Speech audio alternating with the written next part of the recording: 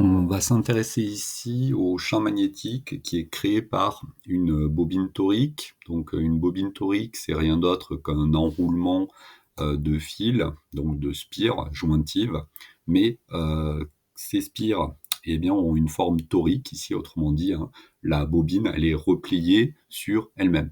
Donc ces bobines elles peuvent être à section carrée, comme c'est le cas sur le schéma de droite, ou à section spire circulaire, comme sur le schéma de gauche par exemple. Le principe du calcul va être exactement le même pour les deux types de bobines toriques ici. Donc je vais par exemple le faire sur le cas qui est à droite. Bien, le but, ça va être d'appliquer le théorème d'Ampère. Donc on va commencer par déterminer les caractéristiques du champ magnétique en termes d'invariance et de symétrie. Donc si je m'intéresse aux invariances de la distribution de courant pour commencer, si je fais tourner ma bobine torique d'un angle θ autour de l'axe OZ, pour nous observateurs extérieurs, donc le point M en l'occurrence, la bobine, une fois qu'on a fait la rotation, semblera ne pas avoir bougé. On aura la même distribution de courant, donc on a invariance ici de la distribution de courant par rotation d'angle θ. Par contre, si on translate la bobine vers le haut, pour nous, observateurs extérieurs, la bobine aura bougé, donc il n'y a pas invariance par translation selon la direction Z, et de même, il n'y a pas invariance par translation selon la direction radiale petit r. Donc notre champ magnétique, du fait de l'invariance de la distribution par rotation d'angle θ, va a priori dépendre de la variable petit r et de la variable petit z. Quand on s'intéresse maintenant aux symétries de la distribution de courant pour avoir accès à la direction de notre champ magnétique, l'idée c'est plutôt de chercher un plan de symétrie de la distribution de courant, puisque pour le champ magnétique, ça sera un plan d'antisymétrie, et donc le champ, à partir du moment où le point M se trouve sur ce plan de symétrie de la distribution de courant, le champ magnétique sera donc orthogonal à ce plan de symétrie. Donc là, le plus simple, c'est de faire une vue de dessus de notre bobine torique. J'ai représenté ici simplement quelques spires, histoire de bien voir ce qui se passe. Et donc, j'ai positionné un point M avec la base locale ER, Eθ. Et la règle de la main droite nous dit que le EZ vient vers nous. Bien. Si on s'intéresse au plan qui passe par M, qui est perpendiculaire au plan de la feuille, à savoir le plan M, ER, EZ, on se rend bien compte que ce plan ici va partager la distribution de courant en deux parties strictement identiques. Et donc c'est un plan de symétrie de la distribution de courant. Et le champ magnétique sera porté par la direction qui est perpendiculaire à ce plan M, ER, EZ, à savoir il sera porté par Eθ. Notre champ magnétique, en fin de compte, dépendra a priori de deux variables, R, Z, et sera porté par la direction Eθ. Bien. Une fois qu'on a fait cette étude des invariances et des symétries, on peut choisir facilement un contour d'Ampère pour appliquer le théorème d'Ampère. Donc il suffit de se baser sur les lignes de champ magnétique. Le champ magnétique est porté par Eθ, donc on va prendre comme contour d'Ampère un cercle de rayon petit r à z égale constante.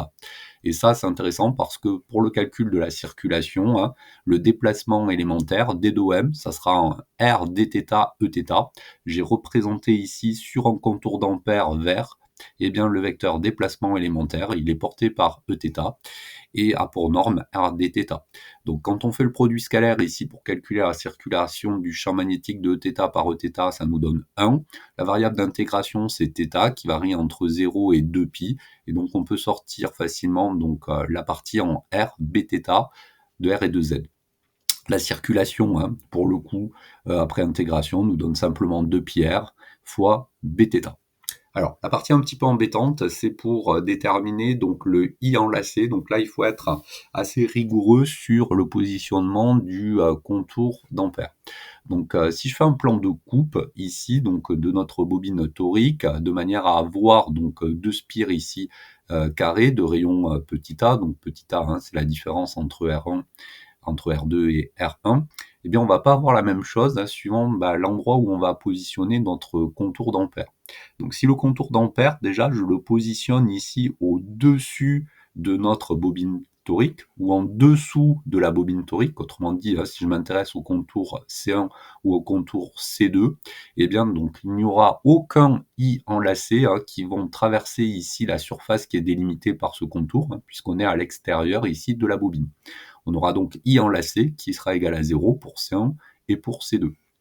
Sur le même principe, si je prends le contour C3 ici à l'intérieur donc de la bobine, donc je me place entre Z égale moins A sur 2 et A sur 2, mais je prends un rayon petit r qui est inférieur à R1 pour notre contour d'ampère. Et bien encore une fois, pour ce contour C3, il n'y aura pas de courant enlacé, donc I enlacé sera égal à 0. Bien. Il reste deux configurations à envisager, donc on reste entre moins A sur 2 et A sur 2, et je commence par prendre un contour d'ampère C4, ici, tel que eh bien, le rayon ici de ce contour d'ampère, puisqu'il faut bien avoir en tête que ici, j'ai fait une projection pour voir ce qui se passait, mais le contour d'ampère, c'est un contour d'ampère ici qui correspond à un cercle de rayon petit r. Donc ce cercle, si je le fais passer ici à l'intérieur donc de ma bobine, en prenant un petit r qui est compris entre R1 et R2, eh bien, on remarque que l'ensemble donc des spires ici vont traverser la surface qui est délimitée par ce contour d'ampère. Bon, ici, il faut faire un petit peu attention aux signes et bien donc de I enlacé, puisqu'on a dit que I enlacé, c'est une grandeur qui peut être positive ou négative. Et donc, il faut revenir un petit peu plus en détail sur le paramétrage qui a été fait au-dessus. Bien. Donc, quand on travaille en électromagnétisme, on a dit l'idée c'est toujours de tout orienter tout dans le même sens, sinon on a plein de signaux moins qui apparaissent, même si au final, eh bien, on trouvera la même chose, on a vite fait de s'embêter. Donc, notre champ magnétique, on a dit qu'il était porté par la direction Eθ, et donc mon déplacement élémentaire, bien évidemment, on l'a pris également donc suivant la direction plus Eθ, et donc ça nous donne un sens de parcours positif pour le coup pour notre contour d'ampère, et donc également eh bien, une direction et un sens pour le vecteur surface que j'ai représenté ici, puisque ce vecteur surface, c'est un vecteur qui va être perpendiculaire eh bien, donc, au plan de la feuille ici, mais on pourrait choisir un vecteur surface qui vient vers nous ou qui rentre ici dans la feuille. Donc la règle du bonhomme d'ampère, du tire-bouchon, compte tenu de cette orientation positive, nous donne un vecteur surface eh bien, qui sort du plan de la feuille.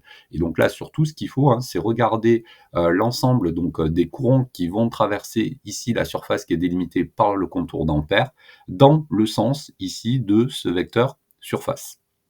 Si je reviens donc sur l'autre schéma, eh bien donc je m'intéresse ici au contour C4 qui va délimiter donc ici donc la surface du disque, et on remarque que l'ensemble ici donc des spires vont traverser ici donc la surface qui est délimitée par le contour d'ampère selon eh bien donc le sens ici plus EZ, autrement dit selon notre vecteur surface. Et donc quand je m'intéresse à I enlacé, ça sera plus N, simplement parce qu'il y a les N spires, fois I, intensité de chacune des spires. Et donc, lorsqu'on se trouve dans cette configuration-là, le champ magnétique sera non nul. Toutes les autres configurations, bien évidemment, le I enlacé étant nul, le champ magnétique sera nul. Donc, si on se trouve dans la configuration C4, le théorème d'Ampère nous donne ici l'expression ici du champ magnétique. Il reste une dernière configuration à regarder, c'est le cas C5 où je prends un contour d'ampère qui est compris entre moins A sur 2 et A sur 2, mais qui a un rayon qui est plus grand en fait que le rayon R2 ici qui délimite la borne extérieure en fait de notre solénoïde. Bon. Quand je suis dans cette configuration, eh bien donc ça se voit bien sur le schéma qui est ici. Pour chacune des spires qui sont mises en jeu ici, je vais avoir eh bien donc une intensité I qui va traverser donc dans le sens de plus EZ, mais de l'autre côté ici, l'intensité qui va traverser selon moins EZ. Et ça va être vrai pour chacune des N spires qui sont mises en jeu. Et donc au niveau de ce contour d'ampère là, on aura le I enlacé qui va être nul. Alors pas pour la même raison que pour les contours C1 à C3 où il n'y avait pas de I enlacé. Là c'est simplement qu'on va avoir donc N intensités qui vont traverser selon plus EZ, ou N intensités selon moins EZ, et donc un I enlacé qui sera nul. Et donc pour ce contour C5, on aura également, pour le coup, un champ magnétique qui sera nul. En conclusion, le champ magnétique, la seule zone de l'espace où il est non nul, c'est quand petit r est compris entre R1 et R2, autrement dit qu'on est à l'intérieur ici de notre solénoïde, et que petit z est compris entre moins A sur 2 et A sur 2, donc on est à l'intérieur ici des spires. On a donc un champ magnétique orthoradial ici qui varie en 1 sur R. Dans tous les autres cas de figure, le champ magnétique eh bien, sera nul. Et bien évidemment, on rappelle que compte tenu du fait qu'on a une distribution ici linéique de courant, Le champ magnétique n'est pas défini sur la distribution de courant.